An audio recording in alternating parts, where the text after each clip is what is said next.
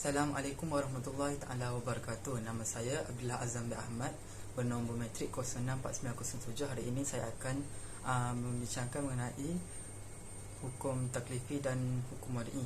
Hukum taklifi dan hukum wada'i ini terletak di bawah hukum syar'i, dan takrif bagi hukum syar'i ialah kitabullah, kitab Allah ataupun perintah Allah yang berkaitan muta'allaq bi af'alil mukallafin, yang berkaitan dengan perbuatan mukallaf, sama ada iktidai, perintah, ataupun takhyir, pilihan, ataupun wada'i, ketentuan.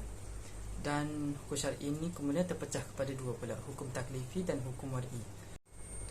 Seterusnya, takrif bagi hukum taklifi juga merupakan kitabullah muta'allaq bi af'alil mukallafin, perintah Allah yang berkaitan dengan perbuatan mukallaf, talaban au takhyiran, sama ada yang dituntut ataupun yang menjadi pilihan, dan ianya terbagi kepada 5 bahagian, iaitu wajib, haram, mandub, mubah dan makruh. Seterusnya saya pergi kepada wajib.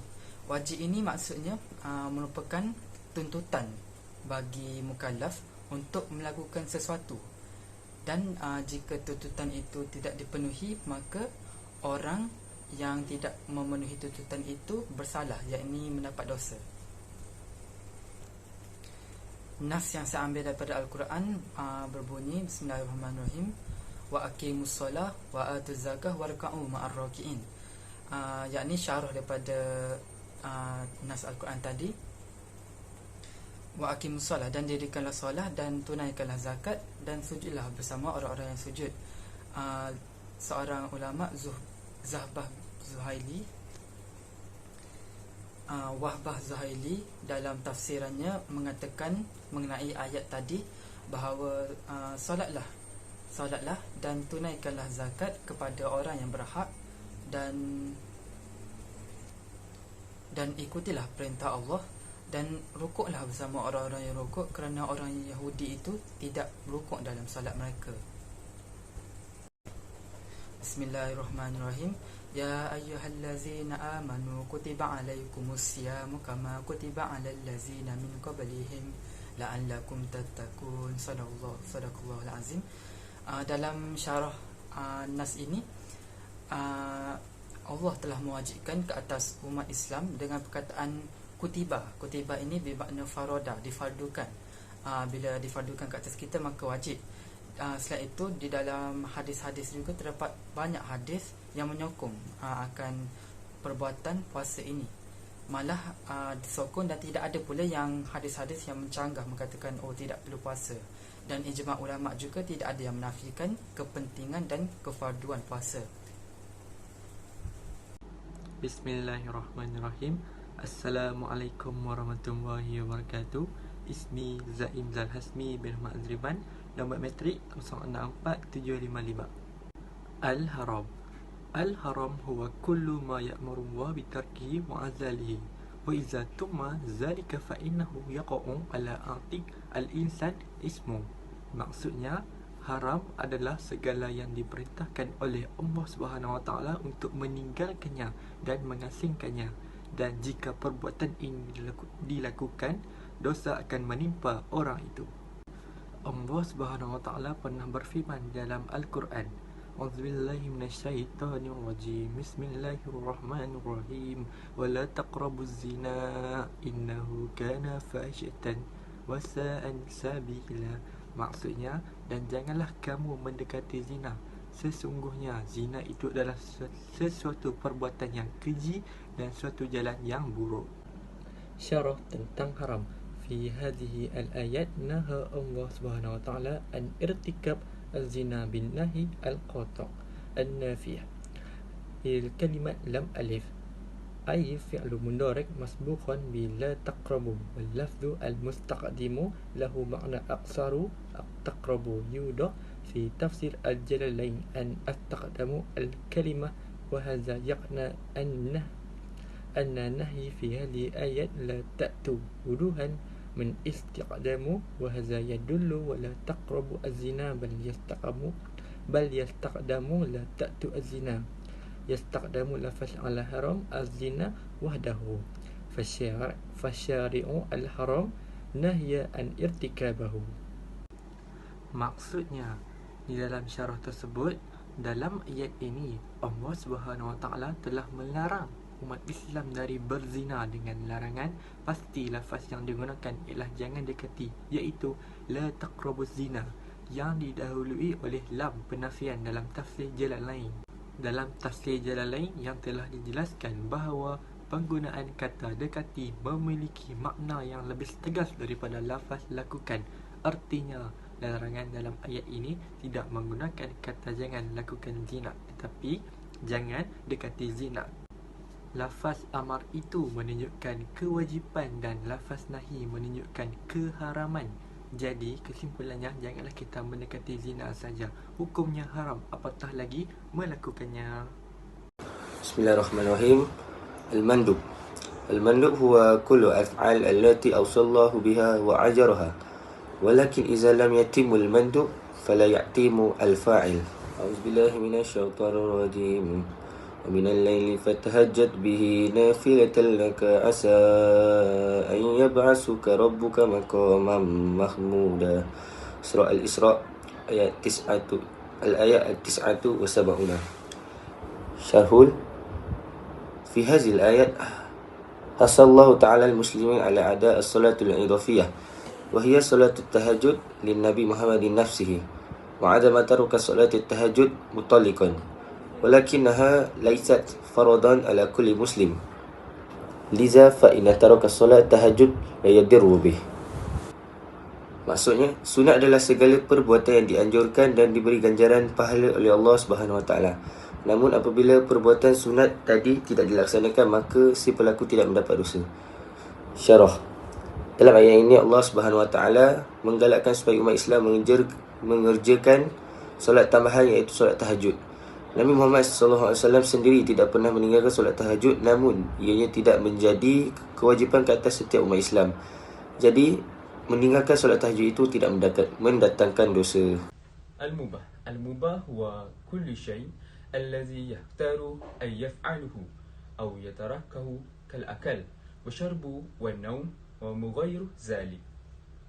Maksudnya, yang halal adalah segala sesuatu yang dipilih untuk dilakukan atau ditinggalkan, seperti makan, minum, tidur dan lain-lain.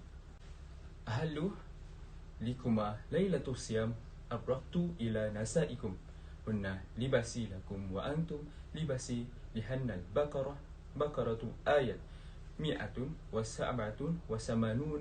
syarah.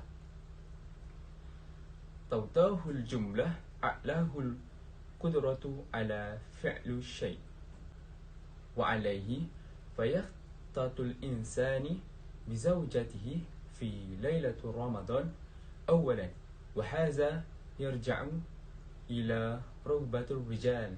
Maksudnya, dia menghalalkan bagimu pada malam hari puasa memerkosa wanita-wanitamu. Itu adalah pakaian bagimu dan kamu adalah pakaian bagimu. Baqarah ayat 187 huraian. Kalimat di atas menunjukkan kebolehan melakukan sesuatu. Oleh itu, seseorang lelaki boleh bergaul dengan isterinya pada malam Ramadan atau tidak. Dan ini adalah kerana keinginan lelaki itu. Ta'rifu hukum wadi'i ما يطالبه بعمل شيء كسبب لشيء آخر أو شروط أو رادع عنه. Maksudnya, takrif hukum wadi, iaitu yang menuntut dijadikannya sesuatu sebagai sebab untuk sesuatu yang lainnya, atau syarat atau pencegah darinya. Antara hukum-hukum wadi ialah yang pertama as-syarat, yang kedua ialah as-sabab, yang ketiga pula ialah al-mani', dan yang keempat ialah as-sahih wa al-batilan. Pertama sekali ialah nas bagi hukum wadi syarat. Syarat dari segi istilah bermaksud keberadaan sesuatu yang bergantung kepada keberadaan syarat dan tidak sama hakikatnya. Berdasarkan nas, An-Rafi' Ibn Hadij qala Nabi sallallahu alaihi wasallam, ma ankhara ad-damma wa zukira ismullahi alaihi fakuluhu laisa as-sinna waz-zufuru. Maksudnya, apa-apa yang menumpahkan darah dengan banyak dan disebutkan nama Allah ke atasnya, maka makanlah selagi bukan dengan gigi dan kuku. Sebab urut ialah apa yang menumpahkan darah dengan banyak dan disebutkan nama Allah ke atasnya, iaitu aktiviti sembelihan merupakan syarat sah bagi kita umat Islam untuk makan, selagi sembelihan tidak dijalankan dengan menggunakan gigi ataupun kuku. Seterusnya ialah nas bagi hukum wadi'i al-mani', iaitu penghalang. Maksud al-mani' adalah apa yang ditetapkan pembuat syariat berupa ketiadaan hukum atau ketiadaan sebab dengan keberadaan penghalang. Berdasarkan nas hadis, qala Nabi SAW, al-jumu'atu haqqun wajibun ala kulli muslim illa arba'atun abdun mamlukun au amra'atun au sabiyyun au maridun. Maksudnya, Jumaat adalah kewajipan bagi setiap Muslim kecuali 4 orang, hamba sahaya yang dimiliki, seorang perempuan, anak kecil, ataupun seorang yang sakit. Sebab wurud hadis tersebut ialah penghalang bagi kewajipan solat Jumaat terhadap seorang Muslim ialah apabila seseorang itu merupakan hamba sahaya yang dimiliki, ataupun seorang perempuan, ataupun seorang anak kecil, ataupun juga orang yang sakit. Bismillahirrahmanirrahim. Jadi seterusnya ialah hukum wadi'i as-sabab. Jadi sebelum tu ia terbahagi kepada dua, iaitu fi'lul mukallaf wa fi qadratihi, iaitu perbuatan mukallaf dan dalam kudratnya. Yang kedua iaitu laisa fi fi'lul mukallaf wala maqdurun lahu, iaitu bukanlah perbuatan mukallaf dan juga daripada kudratnya. Jadi contoh nas dan dalil daripada fi'lul mukallaf wa fi qadratihi. A'udzubillahi minasyaitonirrajim. Ya ayyuhallazina amanu kutiba alaikumul qisasu fil qatla. Maksud wahai orang-orang yang beriman, diwajibkan kamu menjalankan hukuman qisas, yakni balasan yang setimbang dengan perkara-perkara orang yang mati ataupun yang dibunuh. Surah Al-Baqarah ayat 178. Iaitu hukuman terhadap orang-orang yang melakukan pembunuhan terhadap orang yang lain. Jadi seterusnya ialah contoh nas laisa fi fi'lil mukallaf wala maqduran lahu. Jadi contohnya wa kulu washrabu hatta yatabayyana lakumul khaytul abyadu minal khayt al-aswad minal fajr summa atimus siyam ila al-lail, ila akhir ayat.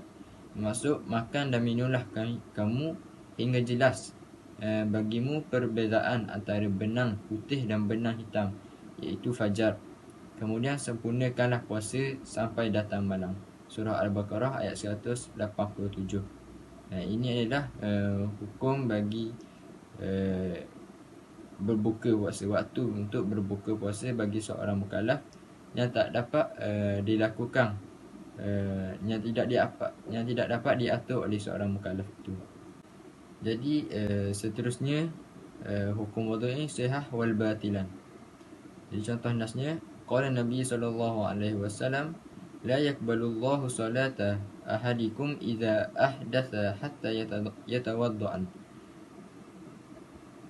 Bermaksud sesungguhnya tidak diterima Allah Subhanahu Wa Taala akan solat seseorang itu apabila ia berhadas hinggalah ia berwuduk. Ini menunjukkan bahawa sahnya solat seseorang itu apabila ia berwuduk sahaja.